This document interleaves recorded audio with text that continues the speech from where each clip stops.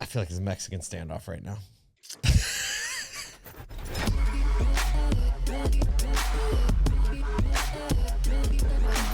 This is Auto Collabs. Who's going to shoot first? I don't know. Everyone. If you're just listening, we're all just looking at each other with the most curious eyes. You going to say? Michael, in particular, has the most curious eye. I feel like that's Cirillo, I got a question for you. Do you just stare into into your camera and the teleprompter too often, or do you practice this in front of mirrors on a regular basis? No, because like if I'm standing in front of a mirror, then I have to get comfortable with how I look.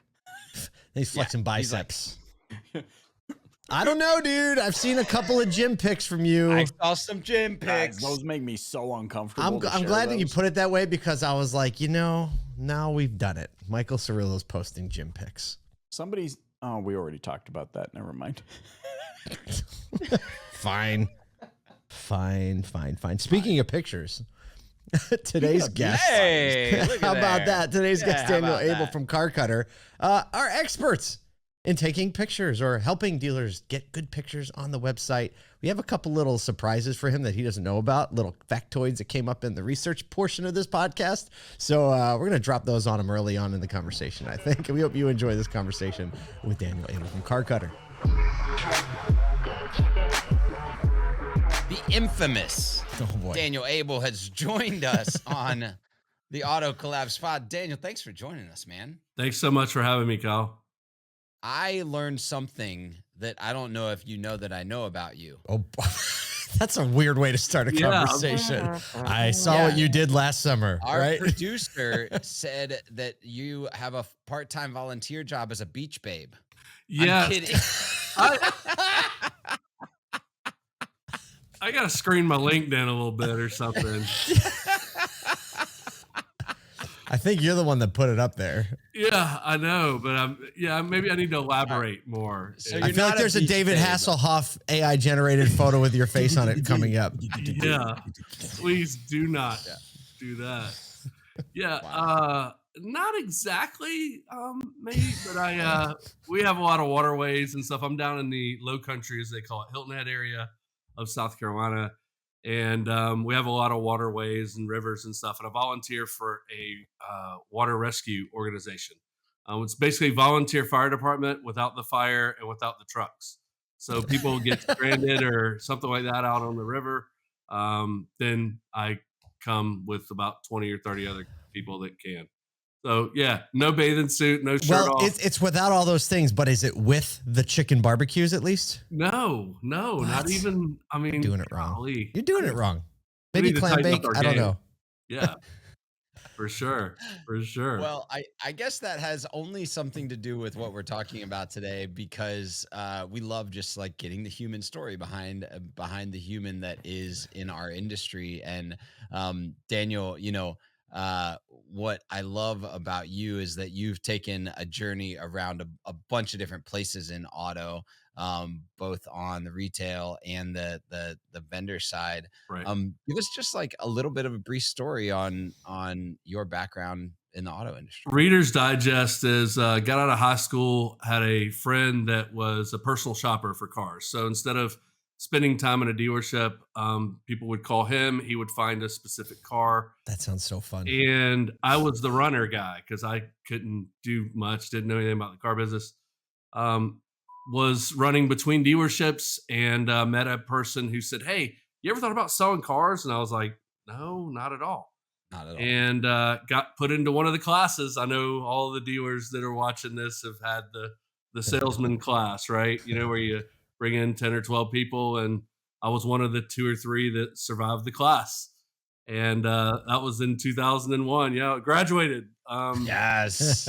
I was one of those in 2009. Yeah. Like, made it out alive. Yeah, I'm showing my age, obviously.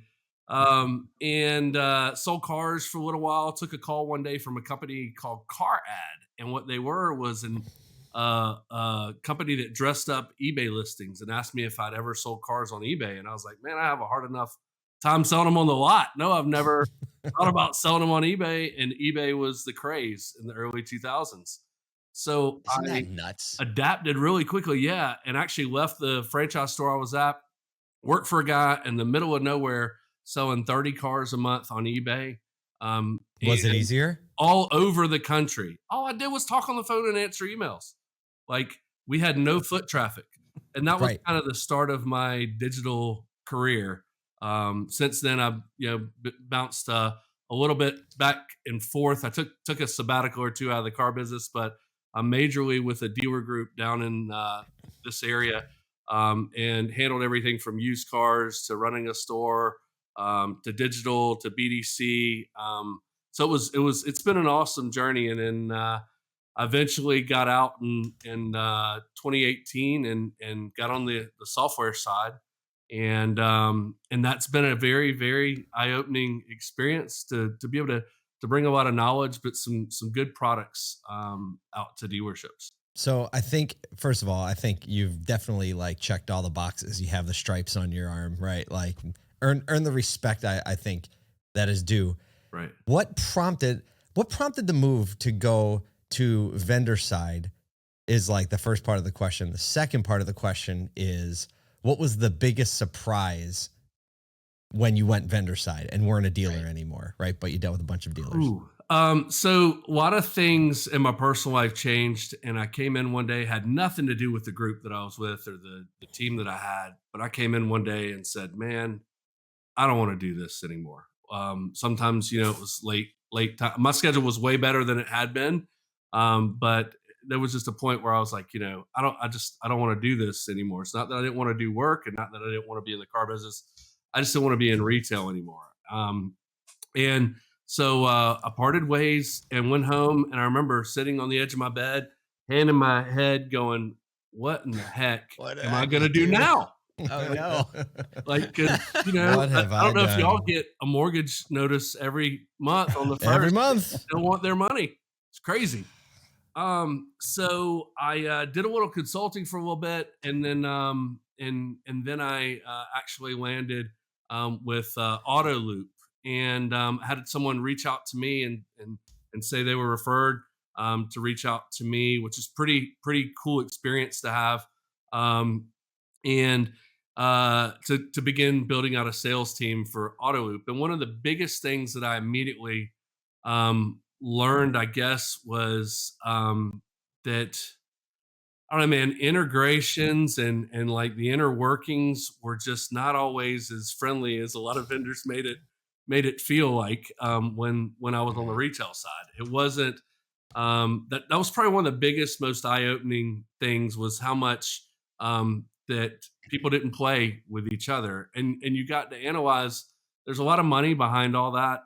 But at the end of the day, my thought is like success for the dealer, success for your product, and everybody can stand on their own with those successes. Like if I provide the value, then I don't mind integrating or working with others. There's a lot of companies out there, and I hope this comes from a place of love, but there's a lot of companies that started off doing something and they branched out into 50 other things that they had no business being in to try to get a market share. In my opinion, that's the way I see it.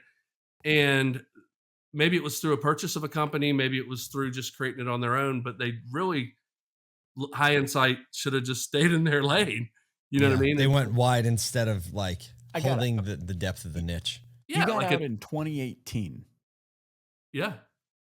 At any point during the preceding 3 years, did you look back and feel like you sold your stocks too early? That's funny. So one of my GMs reached out to me, and I still had the text.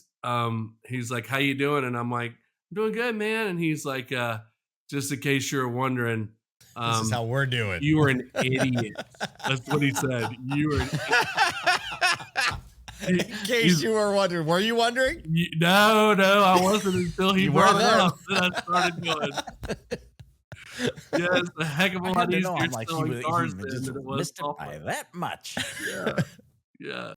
Because it was quite the opposite during COVID, obviously, because dealers were looking for, not necessarily they were looking to spend less, but they were like, why are we buying that? Or they may have taken their eyes off the prize, but they weren't looking to add anymore because I don't have any cars. People were kicking the door and they'd be like, please let me have that one. Please sell me that car.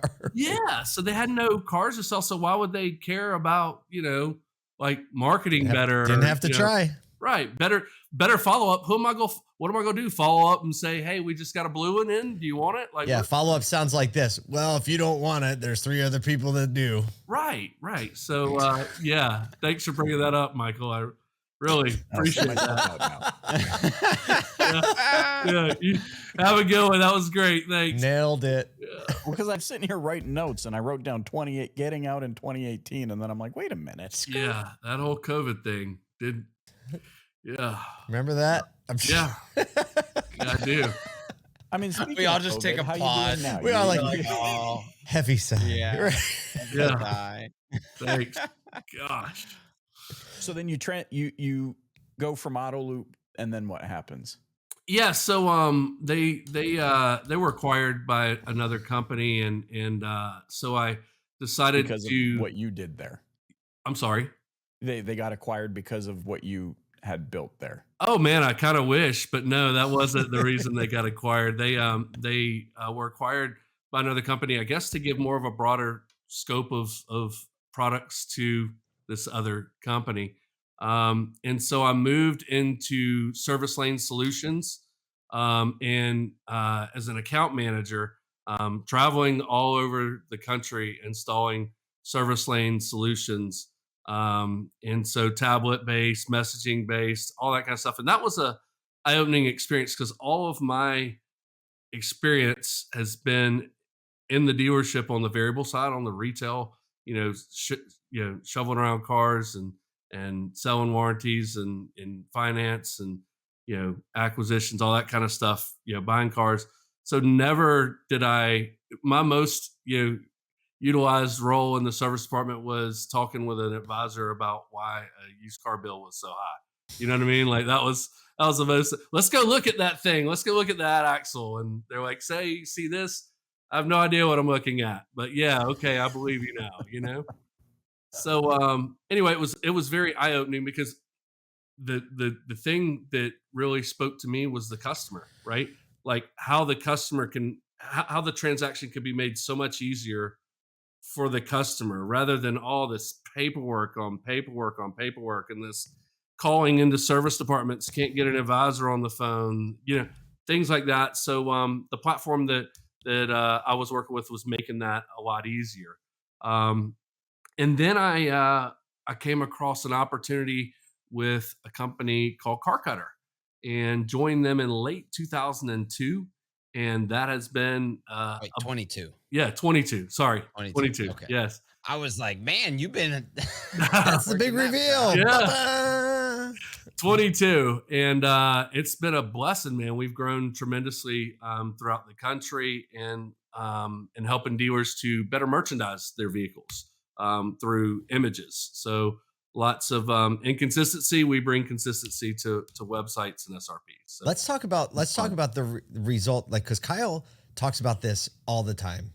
I've just had a lot more exposure to conversations Kyle's in. Yeah. But he talks about merchandising and the effect that it has. Right. Michael's company leans in on merchandising and the effect that it has. Give us your take, and like, what are you saying to dealers who may not understand the impact, the direct impact it has when the vehicle isn't properly merchandised? That's great. I really welcome that question because here's my bump thought. set. Boom. No, it's not. It's not only what I think you're an expert at because of what your company does, but I do think it's a part of the broader narrative that really just, it's like throwing like 3 anchors on the consumer when they're going through the process when it's not merchandised right. And it's easy for people to move past stuff that just doesn't look right. 2 points I want you to consider.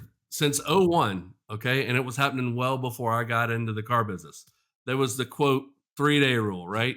In 72 hours, we want that car on the front line, right? Yeah, and that meant with the new tires, the dent guy, the bumper painted, the oil change, the window tint done, the stripe, whatever, right?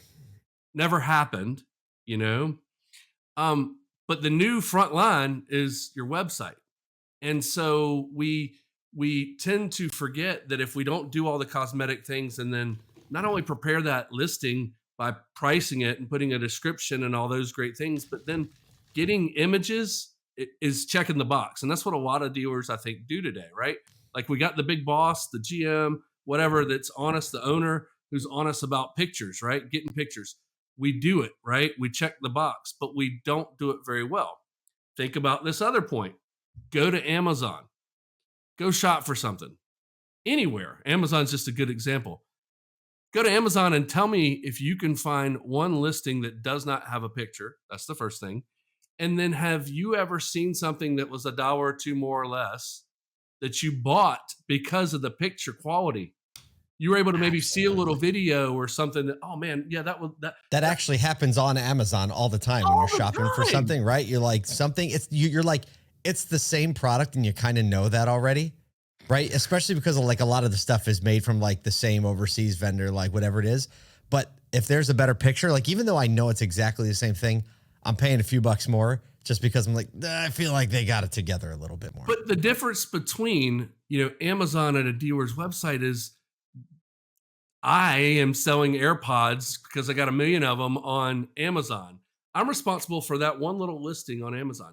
On your website as a dealer, you are responsible for every piece of inventory. Right. Even the same ones are different. Yeah, so you've got to have consistency there. I feel like we spend so much effort in getting people to our website, and I was guilty. Like, so my eyes have been open. But we bring them to a website, and it's not to where we would really like to have it. We spend a whole bunch of money. Kyle. Don't you start on me.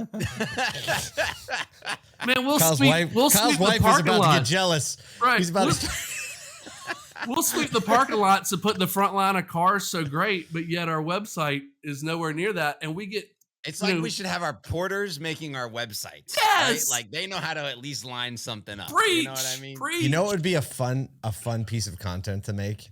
And maybe we'll make it before someone hears this and makes it. But like, imagine if you did a visual representation, like from a porter's point of view of what the lot would look like if it was treated like the website actually looks like, with pop-ups and barriers, and like, oh, you drive around the corner. Oh, there's 3 orange barriers. Oh, you can't actually get to the car. Like, yeah, we got to make that.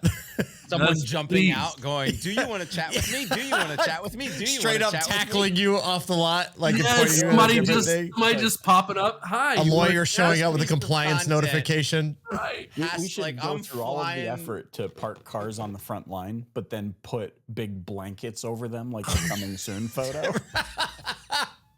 That is solid. I'm taking notes. We're doing this. My goodness, We're doing this. This is an ad set. This is a strategy. This is unbelievable. So back to a little bit of reality. Back when, so this was 5 or 6 years back, I had a buddy that he was a freelance photographer, but like 90% of his work came from big box, like retail stores, like department stores, like JCPenney, Sears, things like that, right? Macy's. Right. And all his job with those people was to photograph items for their sites. The typical timeline of just the photography started anywhere between 12 and 15 months before the item would even go live to the public. Wow. Whoa. Like, that's when he was photographing, beginning to edit, beginning to shoot different angles and shots and ways to merchandise like a $50 shoe at Macy's. Right. Right.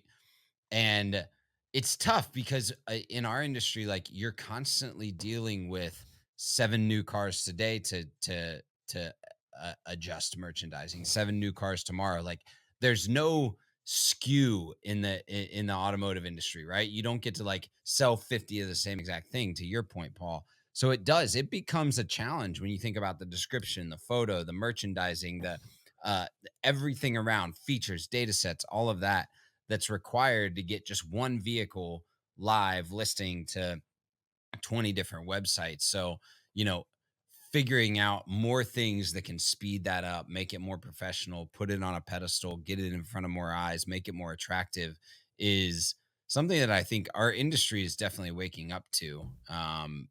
That merchandising is obviously the first step in marketing, you know?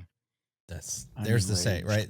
Would you say you're enraged? I'm enraged. He's insane because with I'm anger. writing. You know how many times I've written $3 signs on my notes because I'm like, if we shifted the psychology, I want to get your thoughts on this, Daniel. If we shifted our mindset and we're like, wait, by virtue of how leveraged I am on floor plan alone to bring the vehicle here, and this thing is now costing me by the minute that it is not sitting in the slot, to then not merchandise it properly means that if it doesn't have a photo or a description, to your point, then it's also not being sent out in product catalogs to Google and Facebook or wherever. And now on top of how leveraged I already am, I'm now diluting my ad dollars across just the catalog set number of inventories that can go out.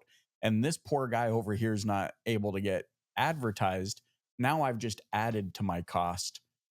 And then I'm worried about. For those that are not watching, Daniel has like praying hands right now with like this like series of praying others get it. Deep into his other eye. I'm really just praying that others get it, because there's another part that we normally hit whenever we're talking to people is the amount of time that you maybe have for labor and effort to get those. And our product, not trying to really get deep into it, but our product allows you to get them faster because, again, speed is time to market. So you can spend less money on someone to go out there and capture those photos, but also the amount of profits that you can pick up. And I never even thought about the floor plan part. Like, yeah, there's your $3 sign right there. Like, yes. So my prayer is that, please, dealers, get with it. Let's merchandise these things properly for sure. Have you seen that meme of Jesus standing in front of a wall of steering wheels, and it's like all the wheels Jesus took? I need that meme in my you got life. the praying hands. I'm like, Jesus, take this wheel. Well, Daniel, you have been so much fun to learn a little bit about your Baywatch aspirations and also to talk about your journey in the industry and just seeing your desire and heart to serve dealers, to help them be better, to help them be more efficient, to help them serve the community and the customer better. Thank you so much for joining us today on Auto Collabs. Paul, Kyle, Michael, I can't thank you guys enough. I really appreciate it. See you guys again soon. Here's the thing. One, that was just too much fun. So I enjoy a good laugh in a podcast, but I'll tell you, there were a bunch of things that stood out to me, but there was one in particular that I think is really important, and it's something that everybody can take. Is there was a moment there, I don't know if you caught it, but he said, and I was in the wrong. I was one of the people that didn't know better. I didn't have my head up out of the sand when I was in retail. And I think that, like, especially, I mean, I remember in retail, like your hands are in the dirt. You are grinding out the next day, the next week, the next month, just almost like fighting to stay in the fight, right?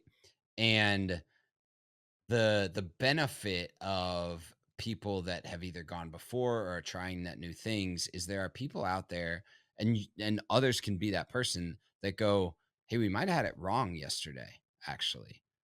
What does it look like to write that? Like, where do I need to be looking to find the better information that might actually propel the business forward, instead of just going like, I'm in the fight, everybody get out of the way. Yeah.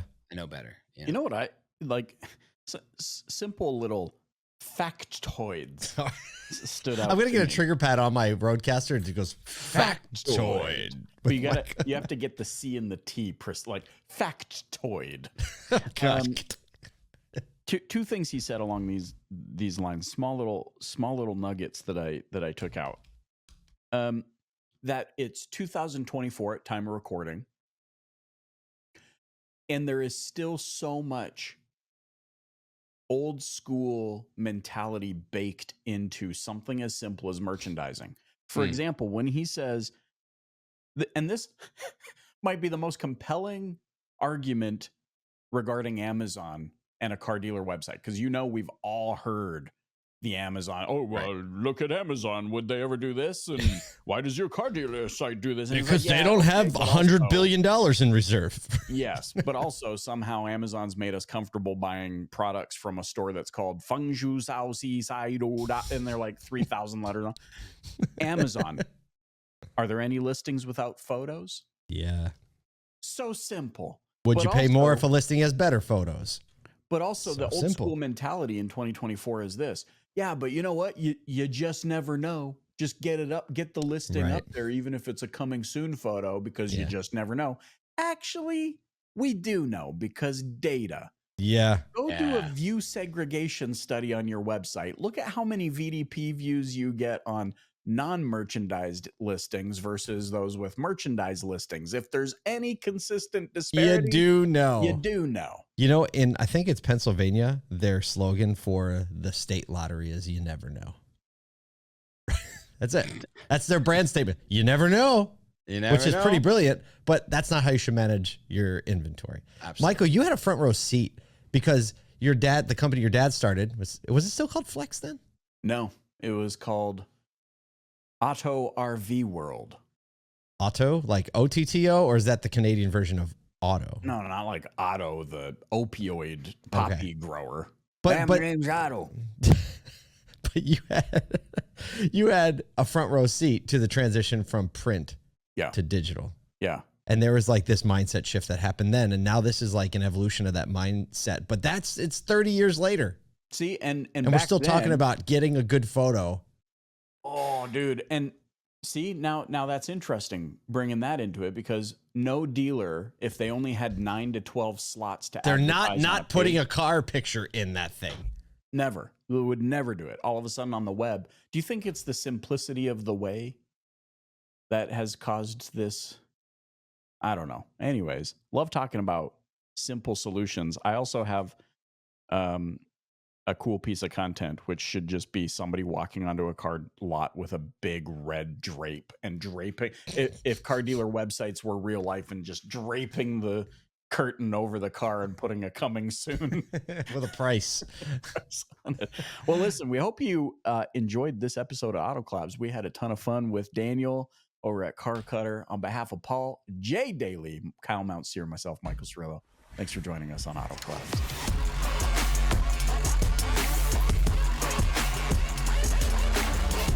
Welcome to Auto Collabs. Why are we recording? Are we rolling yet?